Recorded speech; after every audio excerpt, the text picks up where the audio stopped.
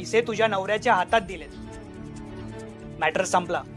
परत त्यालाच करायला लागणार आहे. ओ काय श्रेयस बद्दल बोलताय? तो या जगात नाहीये. आणि पैसे पैसे काय करता? या पैशापायीच त्याने आपला जीव गमावलाय. हे बघा, हे गावी ना तुमच्या पैशाची व्यवस्थाच करायला गेले. ते परत आले ना की तुमचे पैसे तुम्हाला मिळतील. पण आता तुम्ही इथनं जा. त्याला जिथे जायचंय तिथे जाऊ दे. पैसे टायमात परत पाहिजे. मला सांगितलं ना मिळतील तुमचे पैसे. निघा इथनं आता. आता ती सांगते ना तुम्हाला निघा म्हणून. निघा ना. ए म्हातारे, तू तर डायरेक्ट बोललीस ना तुझा पोरगा टपकलाय. तुझ्या सुनेचं ऐक जरा, ती काय सांगते. नवरा परत येणार आहे.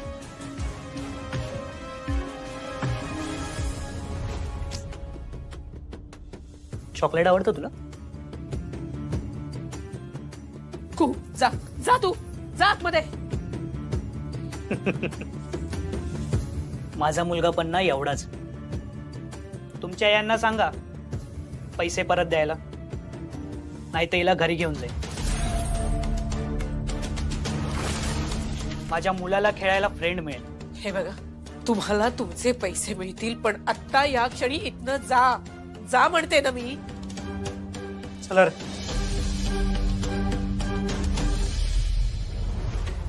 हद्द झाली अश्विनी तुझी. काय सांगितलंस त्यांना? श्रेयस त्यांचे पैसे देणार आहे? कसे पैसे देणार आहे? कुठून पैसे देणार आहे? शिल्पी खरंच सगळं हाताच्या बाहेर गेले. देणेकरी आता दारात यायला लागले. हे आता सगळं देवा नाही रे मला सहन होत. तूच आता काहीतरी मार्ग दाखव, नाही तर मला तरी घेऊन जा. अयो, काय बोलताय तुम्ही? नका टेन्शन घेऊ. हे परत येतील. सुखरूप आहेत ते. येणार आहेत परत ते. इथे आल्यावर सगळे प्रॉब्लेम सॉल्व्ह होतील.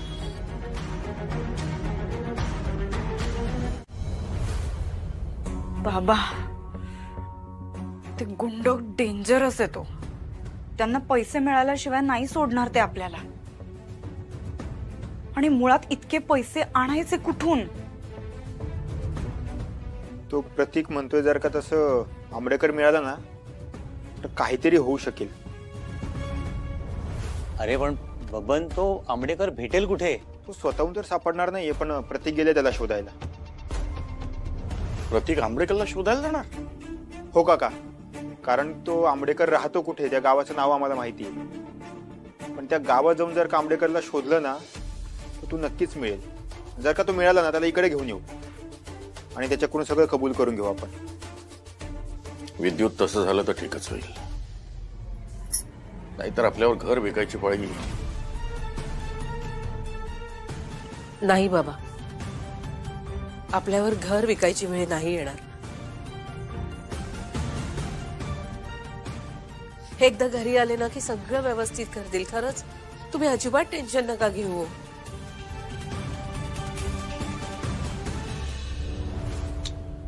अश्विनी,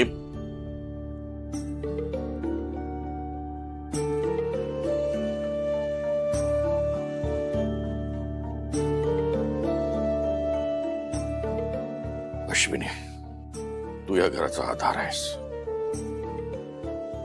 आजवर अनेक अडीअडचणीतून या घराला तू सांभाळलायस. पण आता हे मला सहन होत नाहीये. मी सुटतो तुला. स्वतःला सांभाळ बेटा. जे घडलंय ते अत्यंत दुर्दैवी होतं,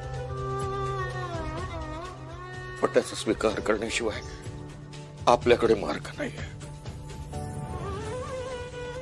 म्हणून म्हणतो समजून घे. तुझ्या मुलींना, या घराला तुझी फार गरज आहे बेटा, फार गरज.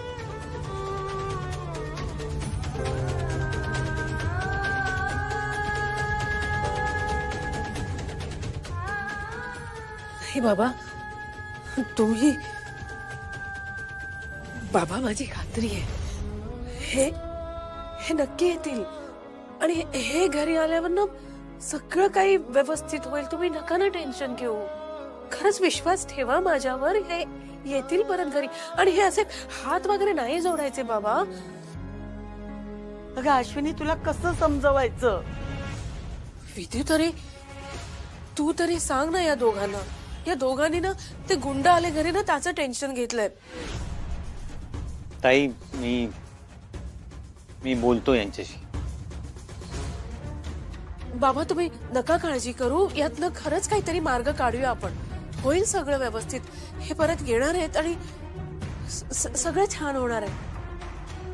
विश्वास ठेवा माझ्यावर.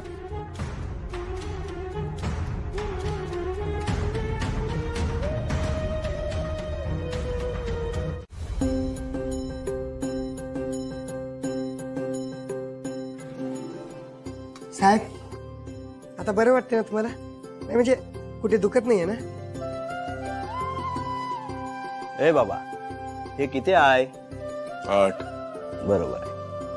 आता सांग, हे किती आहे? 4. यांना तर आकडे कळतायत. मग मी आता पहिलंच बोलवतो, ह्यांना बोलता येतंय, ऐकायला येतंय, सगळं नीट दिसतंय. ह्यांना ह्यांचं नाव बी आठवत आहे. ह्यांचं नाव आहे शरयस. शेरियस? ह्या शहरातली लोकांची ह्यांची काय नाव असतात आपल्याला काही कळत नाही बाबा. आली का सूत साहेबासनी? होय, देवी आईंची कृपा झाली यांच्यावर. एवढ्या मोठ्या अपघातातून वाचले म्हणजे काय खायचं काम नाही. साहेब, तुमचं नशीब लय जोरदार आहे बघा. देवी आई धावून आली तुमच्यासाठी. साहेब, देवी आईचा प्रसाद आहे, खाऊन घ्या.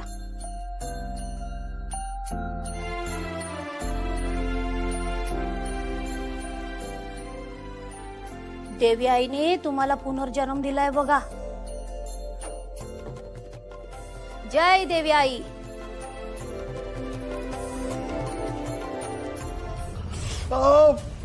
साहेबांना पाणी द्या. होय.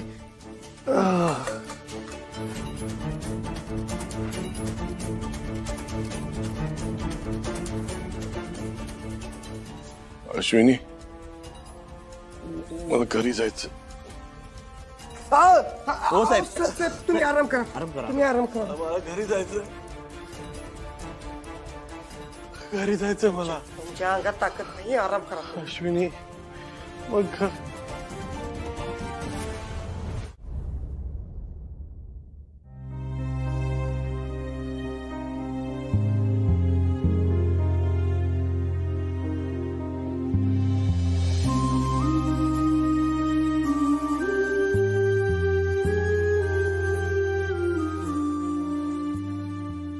आई, काय ग, जागी आहेस अजून? झोपली नाहीस? बाबा तुम्ही पण नाही झोपलात? उद्याच्या पूजेची खूप काळजी वाटते. श्रेयसच्या 13व्याच्या पूजेत कुठलं विघ्न यायला नको. श्रेयसचं 13वं म्हणतानाच कसं तरी वाटत. त्याला नीट निरोप देखील देता आला नाही ग. पण त्याला शांती मिळावी म्हणून जे काय विधी करायचे ते नीट पार पडू दे. पण या अश्विनी ते होऊ देईल असं वाटत नाही. काय करायचं? आई, आपण जर तिला पूजेच्या वेळी बाहेर पाठवलं तर चालणार आहे का? मला वाटतं तसंच काहीतरी करावं लागेल आपल्याला. तिला बाहेर पाठवण्याचा विचार करू नका. तुम्ही करायला जाणार एक होईल वेगळंच. पण ती घरात असेल तर 13व्याची पूजा होऊ देणार नाही. सोसायटीत झाली तेवढी बेबरूक खूप आहे. आता नातेवाईकांसमोर तमाशा नकोय.